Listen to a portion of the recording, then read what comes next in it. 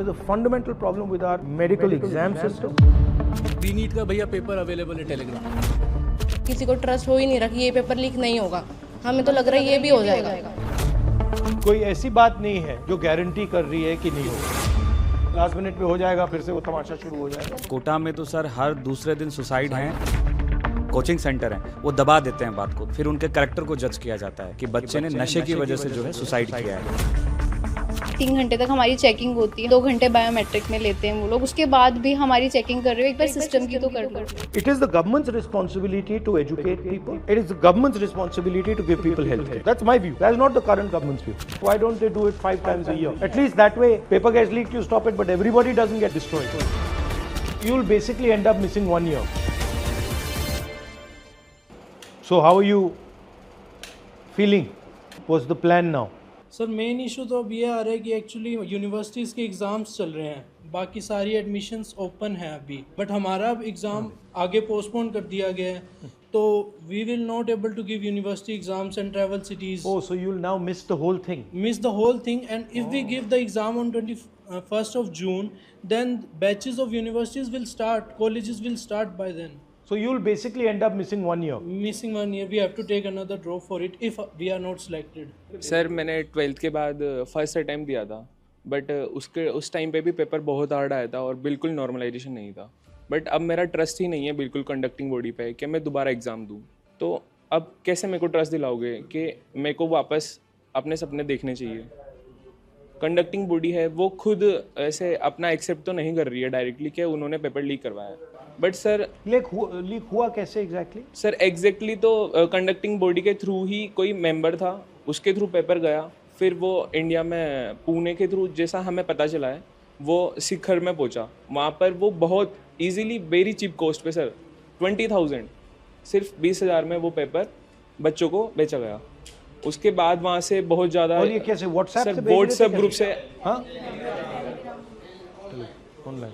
और सर जैसे रीनीट का पेपर भी लीक हो रहा है, वो ऑलरेडी न्यूज़ बन गया, तो उनका कोई ट्रस्ट ही नहीं। बोले रीनीट का भैया पेपर अवेलेबल है टेलीग्राम।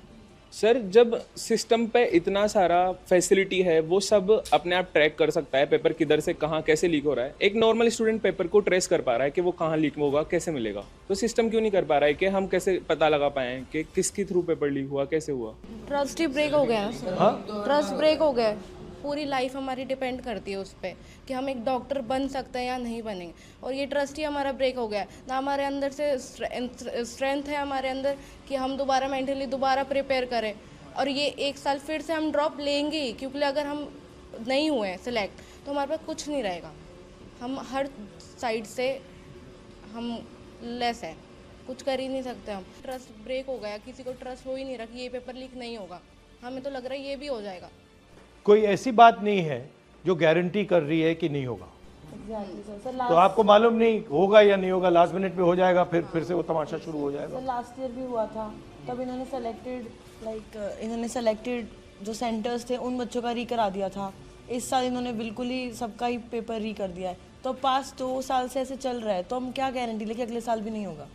हमारे लिए तो वो पूरा 1 साल ऐसे जाता ना, मतलब एज अ स्टूडेंट हम तो अपने आप को पूरा आइसोलेट कर लेते हैं ना, एक एग्ज़ाम के लिए हर चीज़ से कट ऑफ कर देते हैं।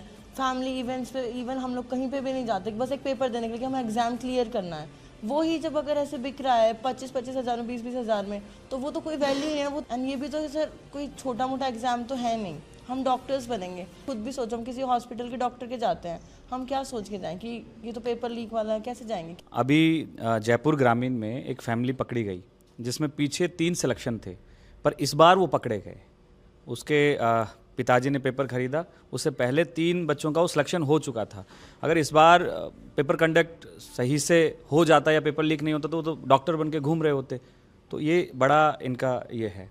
तो और कोटा में तो सर हर दूसरे दिन सुसाइड हैं, और ऐसी स्थिति बन गई कि कोटा वाले जो कोचिंग सेंटर हैं वो दबा देते हैं बात को, थाने से लेके और सब कुछ, फिर उनके कैरेक्टर को जज किया जाता है कि बच्चे ने नशे की वजह से जो है सुसाइड किया है, या फिर कोई उनका लव अफेयर की वजह से सुसाइड किया है। जो एक्चुअल बात होती है वो आती नहीं है, और ये सीकर में भी होने लगा है और कोटा में भी होने लगा है। लगभग यही नाम दिया जा रहा है। इतना ज़्यादा पॉलिटिकल प्रेशर है सरकार का वहाँ पे कि अगर थोड़ा सा भी मीडिया में आ गया तो बस पहुँच जाते हैं, डरा रहे हैं।